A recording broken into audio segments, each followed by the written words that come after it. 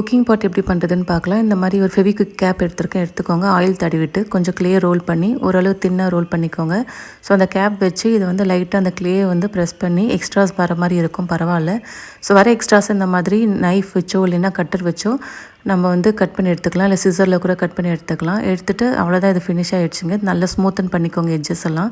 So gap வச்சு நல்லா smoothen பண்ணி அதுக்கப்புறம் எடுங்க க்ளேயை. ஸோ அதுக்கப்புறம் நம்ம ஹேண்டில் வைக்கலாம். நல்லா ரோல் பண்ணிவிட்டு காயில் மாதிரி 2 பக்கமும் ஹேண்டில் வச்சு நல்லா ஃபிக்ஸ் பண்ணிடுங்க. அப்புறம் நம்ம வந்து இதுக்கு வந்து லிட் பண்ண போகிறோம். ஸோ இந்த மாதிரி க்ளே ரோல் பண்ணிட்டு நம்ம ஆல்ரெடி மெஷரிங்க்கு எடுத்த அந்த கேப்பை எடுத்து ரவுண்டாக கட் பண்ணிடுங்க. ஸோ இது வந்து டாப் பண்ண போகிறோம் லிட்டு. ஸோ இதை கொஞ்சம் நல்லா அப்படி ஸ்ப்ரெட் பண்ணி அந்த கவர் ஆகிற மாதிரி இதை கொண்டு வந்துடுங்க அந்த சைஸ்க்கு. ஸோ மேலே வந்து லைட்டாக இது வந்து ஒரு டிப்ரெஷன் கொடுக்குறேன். பால் டூல் வச்சு இந்த மாதிரி பண்ணிங்கன்னா கொஞ்சம் அந்த கேப் மாதிரி வரும்.